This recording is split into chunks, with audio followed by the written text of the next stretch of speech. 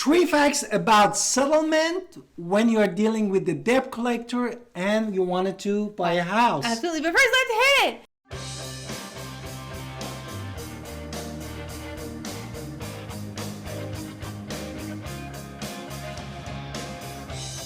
Hi, it's Alan Victoria. Welcome to our channel and podcast.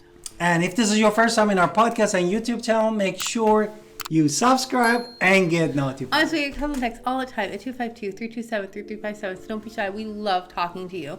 Now, when it comes to debt, and debt is usually the number one reason people can't get to those credit scores of 580, 620 that we're talking about in other videos, which are loans.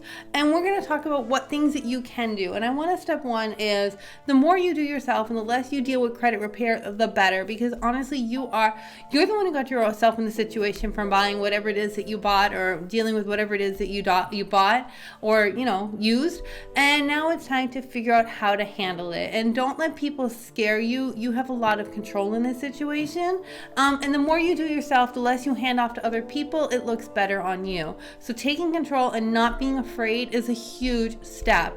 So let's go into the 3 facts now. You want to go with number 1? Yes. Basically, settlement doesn't matter on your credit report. And your credit report as long as the situation was resolved when you apply for a mortgage or, for example, buying a new car. No? Right. So here's tips with that one. Do not reveal too much information. Don't tell them that you intend to buy a house or buy a car. Don't tell them anything. Also, do not get argumentative with them. Let them yell and scream all they want. You are there for one reason and one reason to get the amount and to get that agreement for that amount. Whatever they say doesn't matter. You are there for the amount and you are there to stick to the script. And your that's amount. all. Don't tell them about you. Don't give them a sob story. Don't tell them anything about your future plans. Just get the number. And number 2, basically, don't tell the debt collector that you intend to delete this item from your credit later. Right, because then you're telling them that they're gonna be more arguments later, and don't get into it. They're really not involved. They're there to get the money and be done with it. It's your business. Don't let them trick you and talk you into things that aren't true. You can handle that later. Do not get distracted. Make sure you are sticking to number 1, getting that number, and number 2, do not tell them you intend to do anything with your credit at all.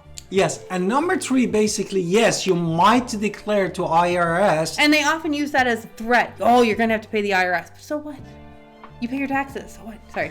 Tell me. The amount that you saved, basically, but that is not the same as the full amount and not a reason to stop you basically from the settlement. So basically the IRS might say, hey, you didn't pay $1,000 if your bill was $2,000 and you made some 50% deal. I'm just making up a number. And yeah, you might have to pay taxes on the savings. Maybe, maybe not.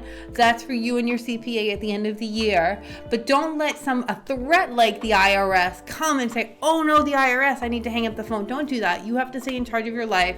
You are in charge of these. Do not forget, these people who have bought your debt paid pennies on the dollar for the debt collection.